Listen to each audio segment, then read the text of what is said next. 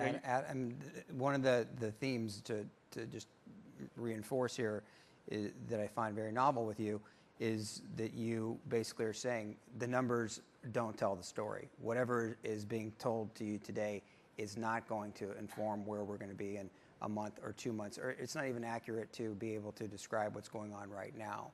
And I think that that's somewhat controversial, where we live in a world where people want answers.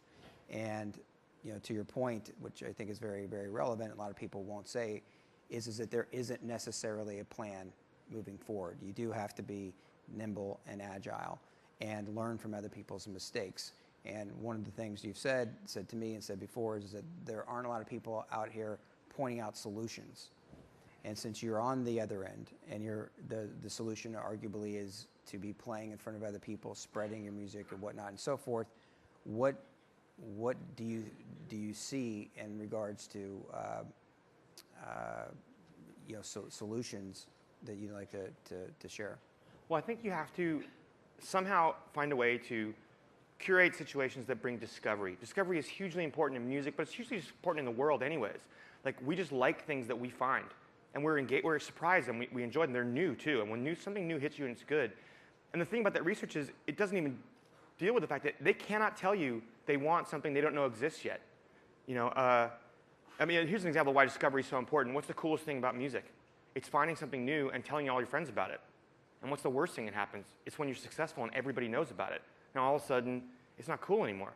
It is so much about discovery, and that's the quintessential experience with bands.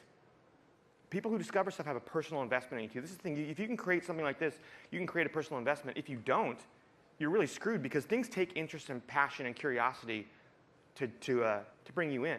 You need that to listen to new music. You need it to get out of the house to see a band. You need it in this day and age to convince you to pay for the music, because you don't have to pay anymore. And that's a huge difference. You take all that out of the business and you've really screwed it up. One other thing I was going to say is that besides that, well, I just forget that stuff right now. But I think I was going to talk about DJs, because you've taken a whole skill set of people who actually worked for you, whose whole skill was having great taste and knowing how to introduce people to music. And by programming everything, you put them out of the mix. So somehow in your rationale, you've cut out fans, and you've cut out people who are good at introducing music to people. That's a lot of talent and passion in a room to cut out as part of a business model that you want to succeed as a radio station. That applies in all of your platforms and all the things you do. You can streamline a certain amount, but if you streamline past what made you what you are, because they're there for you, if you have something original and cool. If you streamline past that point, then you've just killed your thing, whether the conventional wisdom tells you to or not. One of the things that many people here may not know is you've had a #1 DVD that debuted last week, which was a live performance, and most of that, if not all of that, was driven by social media and marketing. There was no label involved, and so the tools that were used there, we would never be able to use again. They're already outdated. But do you want to talk a little bit about the weighting of the Twitter follower, and maybe the Twitter following and the chirping stuff? Yeah, I want to move on to that thing, loops. I want to say one more thing about, just to sum up what I was talking about, what not to do. It is human behavior. It's social, but also the part about it's understandable why you want a concrete plan, but you got to think about what it is too. It is about wanting someone else to give you the answer, which is natural and human. But it's also about abdicating your own responsibility for someone else's perfect plan, which is childish. And you're not going to be able to banish all the worry out of this. Nothing anyone's going to tell you is ever going to be completely gospel. You still have to use your common sense. I just want to say one more thing. This information is not useless, though. It's incredible as its mass in the different ways you can use it, which I'm going to get into in 1 second. But I just want to tell you how to think of it. I don't want you to think that these numbers don't matter, and so you shouldn't pay attention to them. But I don't think you need to think of them as anthropology. They are human behavioral science. They are a report on how people behave. And you need to take that and then go do what you want to do with your original cool thing that you have, and use the knowledge as insight to tell you, maybe inform how you do things, but not to tell you what to do. Because you can't afford to have originality too constrained by rules of what someone else thinks they want when they don't know you exist yet. I mean, Apple computers are a perfect example of thinking that you bring them to you. Instead of asking what they want, you show them what they want by doing something cool and original. If you have something like that, Well, okay, so here's what I think you need to do. It's about this personal thing you do. You go out there and you make personal connections.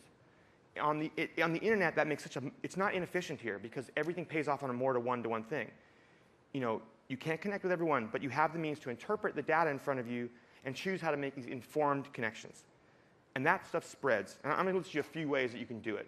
And then I'm going to give you an example of what happens like right in front of you. You can go to, instead of going to traditional media, you can go to places like blogs, because you have an engaged group of people who are there on a certain blog because they're interested in your thing. And they love that you go to talk to them about it because now you're like-minded. You just made a real connection between people. It's not fake. You're not manipulating anyone. It really happened. And they're like an engine of virus. They'll move forward out into the world for you. On our last record, I got assigned all these PR they wanted me to do, you know, a lot of big magazines like Rolling Stone. I asked for an online indie marketer because I wanted to go to the blogs. In doing that, I've made a lot of friends. I met a lot of bands. I've built a huge network. My friend Ryan from Ryan's Smashing Life, we have a thing at CMJ on Friday. We put these showcases there at South by Southwest. I've met so many people. That's going to come back and pay off for me. Right now, it's interacting with a network of cool people that I really like. It's just friendship, but it will pay off because we work in the same business. You can curate venues online. You can make entertaining places for people to go. You know, it's not a cash register. And I know that everything probably should be mobile, but this is more of a backdrop, a scene that you're creating for people to be part of. That's appealing to people. They want to be part of a scene. And you can also reach out to people instead of waiting to be reached out to. I was talking about this last night because a few years ago I read an article. I saw an article on Google search. I was watching what everyone says, and I saw an article by a guy named Juan Torno on Hispanic trending. That's the name of the site, it's Hispanic trending. And he was talking about how, he was quoting a woman who was a professor who was talking about stereotypes in Latin culture that white people use that are, you know, annoying, basically. And one of the things that she talked about, and he quoted, was my song Mr. Jones, because it has a woman named Maria who's a flamenco dancer, and those are very antiquated stereotypes. And I wrote him a letter to say, you know, I just said, you know, I'm not trying to scold you or anything, or I don't want a retraction, but I just wanted you to know, out of respect for me to you, that my friend's father was one of the few Americans to ever become a flamenco guitar player in Spain successfully. He was back in America playing in the barrio with his old troupe.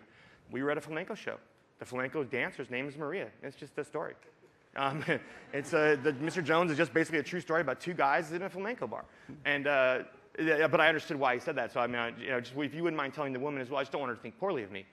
And it really pleased him that I reached out to him like that I read his thing, first of all, and that I was interested enough, and also not angry at all. And he wrote a bunch of nice things about us.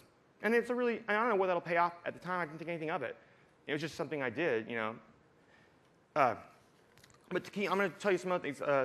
When we got here, you know, about a month ago or whenever it was, Aaron called me up and said, do you want to speak at the Pivot conference? Told me what it was. And I said, you know, sure. I was kind of interested in it. And then Robert Moore from Media Labs, who has this thing called Chirpaloo, tweeted out to me, hey, I'm excited you're coming. And I thought, you know, he's probably a good source of information. So I tweeted back if he had any recommendations of people to read, people to follow that I could, you know, research some more, because I kind of wanted to say something here. And he suggested Brian Solis. I went to Brian's Twitter page and then to his website. On there, I read that Frank Eliason article about the consumer and the customer service. And then I called Robert back to talk about Chirpaloo and find out what it was. It's a deep drilling thing for Twitter where you find a lot of information out. And right when I was trying to talk to him, I got a call from my office saying, we have this thing we want you to put on the website called Chirpaloo. Do you mind? I said, no, it's fine. Go ahead. So they do that, and then I come to Pivot a day early. I came yesterday to spend the day because I was interested and because I'd met a lot of people, and I wanted to ask them some questions about stuff I was thinking. So I ran into Frank. I found Frank Elias. I didn't run into him. I found him and asked him questions about the customer service and my thoughts about how that related to actually like just interacting with your fans. And he mentioned to me about clout and how he uses clout, which is not to chart his numbers, but all the different ways they tell you what you do influence and how you sit in certain spheres, like what your personality is in that sphere, to use those things and what they tell you about your place in society to inform the ways you approach people. When you reach out on the internet, understand where you probably are to that person, how they think of you, and use that in how you work with them. That's not a score. That's anthropology. That's using it in a way that, like, I think there's a lot of really subtle, deeper ways to use this information that we don't even think of. It's more indirect. Okay, so after talking to Frank, I went to find Robert, and we started talking about Chirpaloo, and he told me about the loops, which are ways to use keyword searches to find groups of people in your Twitter and send them direct messages. And you don't do it with all of Twitter, because, you know, messages across all of Twitter are useful in some ways, but they're not going to get anyone to do anything. And sometimes what you want to do is connect with people who are motivated the same way you are and just talk to them specifically, and then they'll tweet for you, because you're talking to them personally. And it works. It can work in a lot of ways better than just a mass tweet to 1.2. I have 1 million people plus, it's a lot of people. But I think this might be better. And we talked about a way to possibly do this with this CMJ show I have on Friday. I like the idea of marketing something that's not counting crows. So it's a lot of indie bands. So the only way to make it work is if you actually make it work. You don't have me as a draw there, really. So then he asked me a question. He said, when we were going through the deep drilling and looking at all the different graphics on it and all the numbers, the granular information, we found out that Counting Crows has a 4% primarily Spanish-speaking fan base and followers on Twitter with, by the way, tens and 20s of millions of followers. They're big. And he asked me why that was. It was because holiday in Spain, but we're not big in Spain. And then it hit me. It's Juan Torno. It's Hispanic trendings. 4 years later, this comes back as 50+ thousand people with tens of millions of other fans. That's a personal connection I made. This stuff doesn't always work like direct marketing. You don't put money in a slot. But you are building these webs of connections, and it takes time. But this is a viral, ripple effect world, and it will come back to you. So then we're talking about how to do the loops, and we're marketing the show for CMJ, and Brian comes and sits down with us, and Bill Loesch comes and sits down and tells me about Social Week, which is, like Fashion Week, the patterning, but people pushing these events through social media. And I said, well, hey, I've got an event. It's not tied in with Social Week, but I've got a CMJ showcase with a bunch of independent bands on Friday. You think anyone want to make it a test case? Well, he's got several platforms that want to do it. And then I went downstairs, and I ran into Garth from Clout. And Clout wants to run a campaign with us personally, but they're willing to do test stuff this week for the CMJ showcase, which is a free show. I'm not making any money off it. It's a free show with some great bands, but you've never heard of any of them. So if it works, this is all examples of, I know it's just sort of makes you self-fulfilling because I did it all, but that's what personal connections are. And they can happen accidentally, like me calling people up or talking to them recently around here, or they can happen, by just, if you get used to doing things the right way, it will come back to you. It works in music, but it works everywhere. And I know it seems like, well, maybe that's more driven by the fact that I'm me and I have a bunch of followers, but I didn't start that out. Robert tweeted to me. And you don't know who Robert is, so I guess that's all I want to sum up to you is there's a lot of ways to screw this up by putting a lot of things that seem like logic that aren't to it. And the simple way to make it all work for you, treat your fans better, treat your customers better, is to remember this is social media driven by the way people act with each other. And if you remember that and do it, then I think this can all work out for you. There's a way to do this outside of the conventional wisdom, because the conventional wisdom is often not particularly wise. It's silly. So. Thank you, Adam. Thank you, guys. Thank you very much. Thank you.